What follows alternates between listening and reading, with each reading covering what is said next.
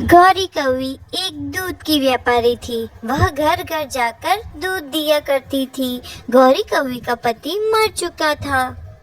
एक बार चील अपनी पत्नी टूनी से बोला, टूनी, आजकल दूध बहुत पतला आ रहा है, तुम उस दूध वाली गौरी से बात करना, पता तो चले आखिर बात क्या है। हाँ, मैं उस दूध वाली से बात करने ही जा रही थी। आजकल दूध बहुत पतला आ रहा है।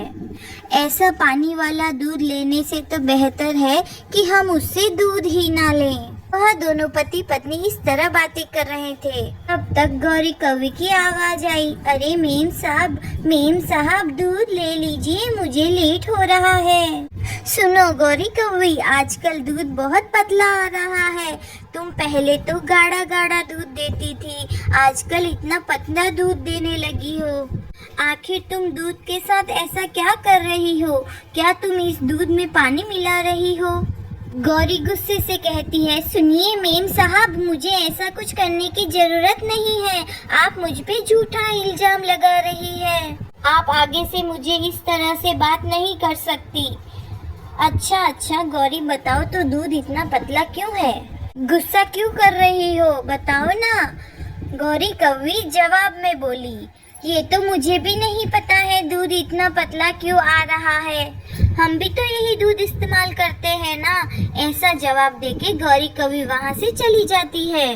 टूनी चिड़िया चील से जाकर बोली, देखा आपने, वह गौरी किस तरह से बात करती है। मुझे तो उसने कुछ बोलने भी नहीं दिया, बस अपनी बात कहकर ही चली गई। अब गौरी कौवी की बातों में कितना सच कितना झूठ था, वही दोनों पति पत्नी सोच रहे थे। दूसरी सुबह भी हो गई।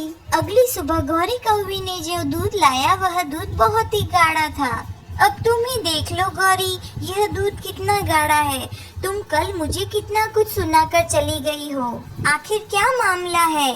फिर गौरी कौवी बोली, अरे मेम साहिब, मैंने कल बताया तो था कि मैं नहीं जानती हूँ। कल के जैसे बदतमीजी से बात करके गौरी वहाँ से चली गई। कुछ दिनों तक गौरी कौवी गाढ़ा दूध लेकर आती थी।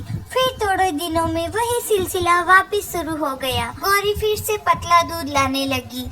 आस पड़ोस के पक्षी भी गौरी कौवी के दूध से परेशान हो गए थे। वह मिलकर बातें कर रहे थे। पता नहीं गौरी कौवी कैसा दूध लाती है। कुछ दिनों तक तो दूध एकदम गाढ़ा गाढ़ा आता है और कुछ दिनों में दूध पतला आने लगता है। वह लोग गौरी कौवी के बारे में सोच रहे थे। तब तक टूनी बोली, हाँ दोस्तों, मैंने उससे कई बार पूछा है कि तुम इतना पतला दूध क्यों लाती हो, तुम दूध में पानी तो नहीं मिलाती। तो वो गुस्सा हो गई। मिट्टू तोता बोला, हाँ, कई बार मैंने भी उससे पूछा है, पर वह गुस्से से जवाब देती है और वहाँ से चली जाती है। वह लोग सब गौरी कौवी के बारे में ही बात कर रहे थे। वह सब उससे की हुई बदतमीजी को बता रहे थे एक दूसरे को। उन्होंने सोचा, हमें पता लगाना पड़ेगा कि आखिर गौरी कौवी क्या करती है। वह दूसरे दिन गौरी कौवी के घर के बाहर खड़े हो गए। गौरी कौवी के घर से थोड़ी सी दूर एक पेड़ के नीचे सारे पक्षी गौरी कौवी के ऊपर नजर रख रहे थे, लेकिन गौरी तो अपना काम कर रही थी। उसने दूध से भरे हुए सारे कैन एक जगह पर लाकर रख दिए। दूसरी तरफ सारे पक्षी गौरी कौवी पर नजर रख रहे थे। गौरी कौवी अपने आप से जोर जोर में बातें कर रही थी। सब कहते हैं कि मैं दूध में पानी मिलाती हूँ। अब उन्हें कौन बताए कि मैं दूध में पानी नहीं मिलाती हूँ। पता नहीं उनको ऐसा क्यों लगता है कि मैं दूध में पानी मिलाती हूँ। मैं खुद भी तो यही दूध पीती हूँ। जो जैसा सोचता है उसे सोचने दो, मैं अपना काम ईमानदारी से ही करती हूँ। उसके बाद गौरी कौवी ने दूध के सारे कैन एक टैंकर में रखे और वहाँ से चली गई। सारे पक्षी उसको देखकर चौंक गए। वह पक्षी आपस में बातें कर रहे थे। लगता है हमने गौरी पर ऐसे ही शक किया, वह तो बेचारी एक बहुत अच्छी कौवी है। पर टूनी को गौरी कौवी पर अभी भी शक हो रहा था। वह शकी अंदाज में बोली, मुझे पता नहीं क्यों दाल में कुछ काला लग रहा है। तुम जाओ, मैं पता लगाती हूँ। मिट्टू तोता बोला, अभी कौन सा सच जानना है, हमने तो सारी हकीकत अपनी आंखों से देख ली। टुन्नी कुछ सोचकर बोली, नहीं नहीं मिट्टू तोते, मुझे तो अभी भी शक हो रहा है कि गौरी कवि झूठ बोल रही है। के सारे दोस्त एक एक करके अपने घर पर वापस लौट गए। गौरी कवि कुछ दूर तक जाने के बाद बीच रास्ते में ही वापस लौट गई।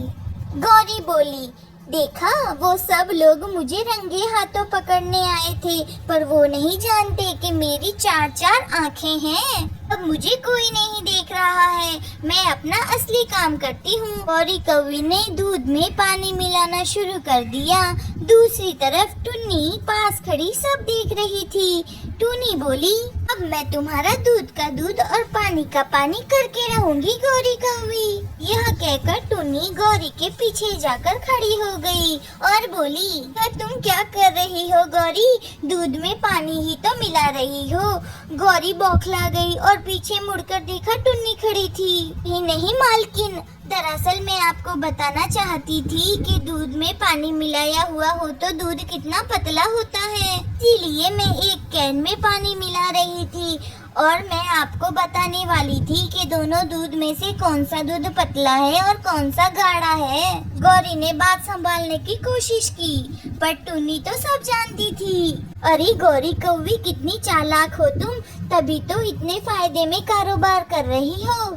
जो तुमने दूध में पानी मिलाया है वो मैंने अपनी आँखों से देखा है, इसलिए तमाशा करने की कोई जरूरत नहीं है गौरी कवि।